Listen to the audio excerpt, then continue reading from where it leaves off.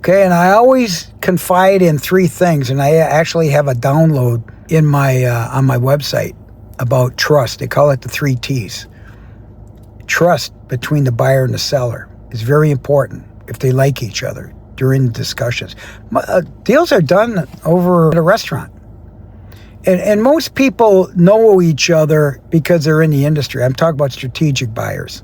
And strategic buyers are the best because they know exactly the situation. They know exactly the situation of whether to buy a company or not buy a company. And the second T is transparency. Once you get that LOI, then you get into the transparency of looking at all the numbers, looking at all the facts, making sure that everything is in order. That includes lawyers, that includes finance. I mean, it's very sophisticated. And it takes, 6 to 9 months to go through that process. And then the seller is very anxious because a lot of them are already emotionally saying it's sold. Well, what happens if there's a hiccup and they find out that there's a liability or there's a claim or there's a environmental problem or you lost your top people or the non-compete doesn't exist or you lost a major customer. I mean, there's so much stuff that could happen over 6 to 9 months. And then the lawyers get involved and there could be post-transaction, there could be liability. Yeah. It's just not over. It's just not over. I've seen people get sued after an acquisition, usually with the brokers, because the brokers, business brokers, they only care about the sale. And a lot of sellers don't realize they picked the wrong broker. I don't believe you need a broker in today's world. Buyers don't have brokers. They're looking for finders. They're looking for people like me that, Rock, who do you know that knows a guy that knows a guy that knows a guy? Or, Rock, we're looking at this target. Could you introduce us to them? And I've actually walked away saying, no, you don't want to do that. This is the reputation. You got to be careful. Because I have to be well known that I referred the right deal. And I do deals internationally. I've done deals overseas just because of the connection. Because they trusted me. Rock, can you introduce us to this? Or these companies, or this converter, or whatever. And now I'm at the point in my life that I'm passing this on. I'm passing this on. I get referrals or requests. Rock, who do you know? I'm not in that game anymore. Because that game it could be really nasty. Because everybody wants a piece of the pie. You know what a piece of the pie means? It means professional fees. And some people, that's all they will do is for the fees. This is what I like about people that are well established, have experience, are very professional, and the money's not the issue. It's the integrity of the deal. Because there's too many risks involved to do the wrong thing. So I'm giving you a heads up. I'm giving you a heads up that you got to be really careful. You know? You got to be really careful on doing your deals. So that's what I'm going to be talking about, is how to transfer my business to somebody that has integrity and loves to hunt. You know what hunt means? Salespeople know what hunt is. But you got to develop a relationship. You got to have, and I've traveled, I got over 2 million miles on Delta alone. But I used to chase deals. Then you find out that people aren't being honest. So I would actually go to a deal, get a forced signature. And I was too naive because I thought I could trust people. Now, I don't take on anybody. And I've been in the game a long time, so I know who to trust and who not to trust. And there's very few. As they say, as you get older, you only have a few friends that you can trust. Well, that's what it's like in business. There's only a few friends. And most of my mentors and my key referrals are either retired or dead. Yeah. So that's why they call me the deal flow guy. The deal flow guy, my marketing strategist, Anna, she termed that for me. And she didn't understand what I did until we started working on a website. She goes, Rock, you're the deal flow guy. I says, I like that. Because private equity and advisors, they know what deal flow is. Deal flow are deals. What deals do you have? And I would be very, very specific of who to put together. And sellers usually don't realize that. They think they go to a traditional broker, or they go to a generalist, or they go to an attorney, or their friend that's a CPA, or a buddy that heard this deal happen. It doesn't happen that way anymore. And most people, especially Main Street is very difficult. You're paying 10, 12% on these deals. And and everything, as I mentioned, is negotiable. Most sellers do not get to the finish line.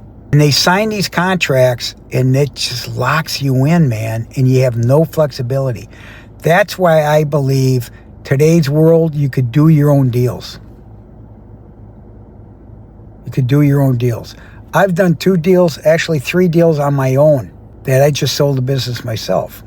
And I went to a competitor. Why did I go to a competitor? Because it made sense. That's the other word I like to use. It makes sense. SENCE. So that's what I want to talk about today, because people don't realize that white-collar workers are getting laid off left and right. And they could have spent 20, 30, 40 years in a career that went nowhere. Now it's laid off. You get a pink slip. Somebody else comes in, cheaper, less cost. But at the end of the day, it takes 2-3 years, maybe even longer, to get to that point of success. And when people get let go that have relationships for 20, 30 years, it changes. Everything changes. Today, a purchasing agent is on Wi-Fi. They're on internet. And they're young. And they know nothing about the business. They were just told by a purchase order to order 20,000 more of these without investigating. And guess what they talk about? It's about price. Do we pay the same price?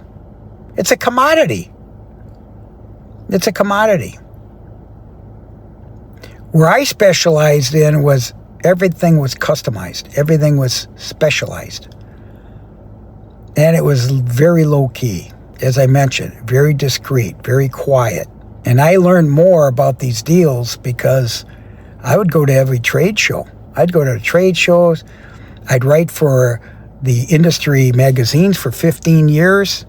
I got articles. I've got deals. I've got awards. Doesn't matter. At the end of the day, it's your reputation. That's what it is. It's your reputation. And now people are still calling me after the death, this is true, after the death of the husband or the death of the founder. Rock, who do you know? I got a story for you. In Minnesota, I've known advisor, the buyer, the seller. The buyer and the seller hated each other for many, many years. Many, many years. They hated each other. I couldn't believe it that these guys were in business for over 20 years and they hated each other. But they had a 50-50 deal. They had no exit plan except death because neither one would let go. Well, here, one of them passed away, and it was in independent living, and he had a black book. And I never knew the daughter or the 2 kids. And I was told by their advisor, the business advisor of the couple that just couldn't communicate well, that there was a Post-it. There was a Post-it involved in one of the black books, his directory.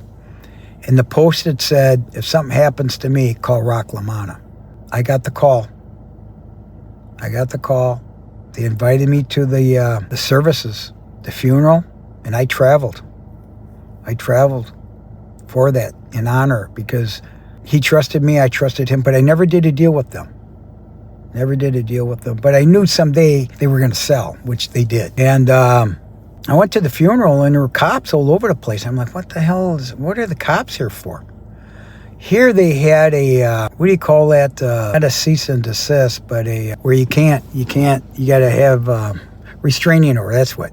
They had a restraining order on the partner not to attend the services of the family. Wow. That's nasty shit, man. That's nasty shit. And eventually, I found the buyer for that company. Yeah. And I only represented the buyer because I knew I couldn't trust the seller.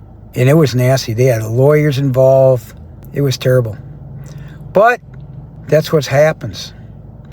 I could count on, of all my 50 years of business experience, I've only had 3 deals that I believe that the founder respected the employees that built the company, that they basically gave some type of gift to the employees. Only 3. And I've done hundreds of deals over those 50 years. So anyway, we'll talk to you again soon. God bless you. This is LaManna. Talk to you soon, very soon.